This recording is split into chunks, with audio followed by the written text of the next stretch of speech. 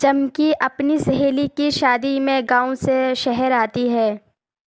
चमकी तैयार होकर शादी में खाना खाने जाती है।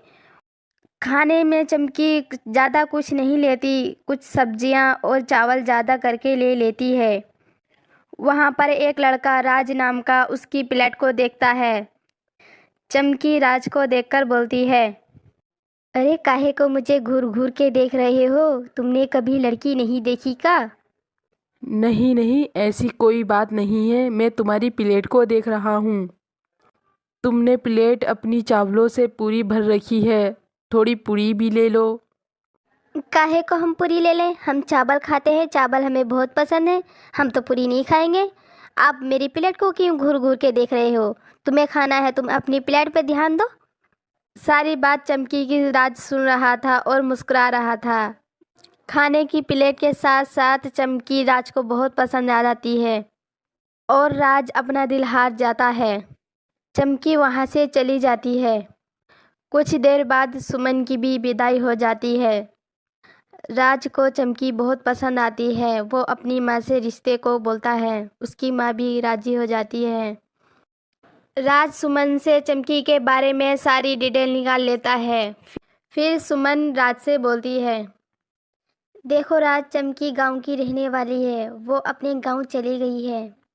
अगर तुमको उससे मोहब्बत हुई है तो तुम अपनी मम्मी को उसके घर भेज दो रिश्ता लेकर।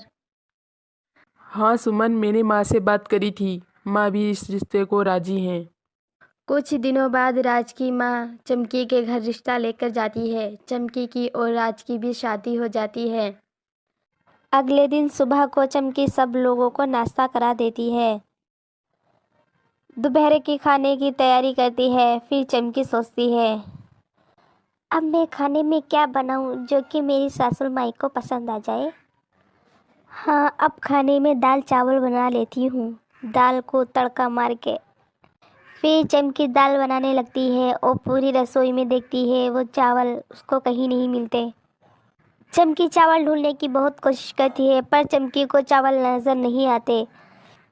ये सारा शोर सुनकर उसकी सास आ जाती है और चमकी से बोलती है, बहू क्यों किचन में शोर कर रखा है? क्या ढूंढ रही हो? मुझे बताओ, मैं बता दूंगी। वो माई, मैं चावल ढूंढ रही थी। चावल किधर रखे हैं? मुझको नहीं मिल रहे। अरे बहू, जब चावल होंगे तभी तो मिलेंगे ना। चावल हमारी रसोई में नहीं है, हम चावल नहीं खाते। ये क्या बात है माई? ऐसे कैसे तुम बिना चावलों के जी रहे हो सब लोग? हाँ, हम लोग चावल नहीं खाते, हम रोटी खाते हैं। चल चावल मत ढूंढ और रोटी बना दे। ये बात सुनकर चमकी को बहुत गुस्सा आता है और फिर सोचती है, हाय दैया, मैं कहाँ फंस गई? ये तो बिना चावलों का ससुराल है मेरा। मेरे तो चावल जिंदगी है, मैं कैसे रहूंगी? ऐसा करती हूँ, पास में किराना की दुकान है, वहीं से चावल ले आती हूँ 1 किलो। फिर चमकी पास वाली किराना की दुकान से 1 किलो चावल ले आती है और सब लोगों के लिए बना लेती है। चावल जैसे ही चमकी सब लोगों को देती है, चावलों को देखकर राज और राज की माँ गुस्से में चमकी की तरफ देखती हैं और चमकी से बोलती हैं, बहू, मैंने तो मना किया था, चावल नहीं खाते हमारे घर, और फिर ये चावल कहाँ से लाई हो तुम? जब से मुझे डॉक्टरों ने मना किया है तब से चावल नहीं बनते हमारे घर। मेरे मना करने के बावजूद भी चावल बना लिए तूने। इन दोनों का गुस्सा देखकर चमकी कुछ नहीं बोल पाती, डर जाती है। उन चावलों को पड़ोस में उसकी सास दे आती है। फिर चमकी अपने दिल में ठान लेती है कि ना मैं कोई काम करूंगी और ना मैं खाना बनाऊंगी। जब तक मुझे चावल नहीं मिलेंगे मैं कोई काम पे हाथ नहीं लगाऊंगी। ऐसे ही पूरा दिन चमकी कोई काम नहीं करती।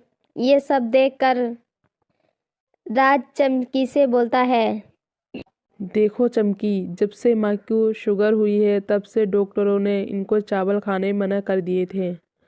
अब हमारे घर में चावल नहीं बनते। ना माँ खाती हैं और ना हम सब लोग खाते हैं। हम लोग चावल खाएंगे तो हमारी माँ का मन करता है चावल खाने। ऐसे कैसे सजनबा? हमारा तो रोटी से पेट ही नहीं भरता। चावल मुझे जब तक नहीं मिलेंगे मेरा पेट ही नहीं भरेगा। आपको तो पता है ना सजनबा, मैं चावल बहुत खाती हूँ, फिर मैं कैसे रोटी खा लूँ। हाँ चमकी, मैं माफ़ी चाहता हूँ, पर माँ की खुशी के लिए तुम मान जाओ ना। अच्छा, मेरे लिए मान जाओ। कुछ दिनों तक तुमसे रोटी नहीं खाई जाएगी, फिर तुम्हारी भी आदत बन जाएगी। चमकी, तुम मुझसे मोहब्बत करती हो ना? मेरी ये एक बात मान लो। फिर चमकी राज की बात मान लेती है और घर का सारा काम करती है और रोटी खाने लगती है। चमकी से रोटी नहीं खाई जाती, ये सब देखकर उसकी सास अपने किए पे पछताती है।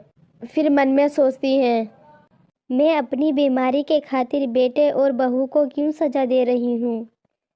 चावल मैं नहीं खा सकती पर ये लोग तो खा सकते हैं ना।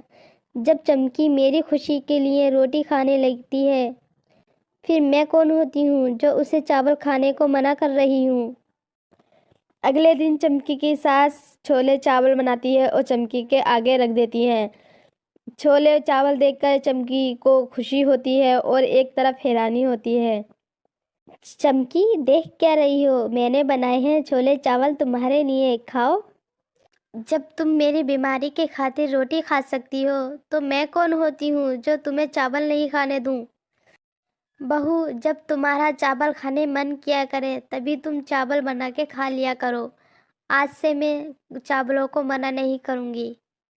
अपनी सास की सारी ये बात सुनकर चमकी बहुत खुश होती है और पेट भर के चावल खाती है। अब जब चमकी का चावल खाने मन करता, चावल बनाती और सब लोग खाने लगते हैं।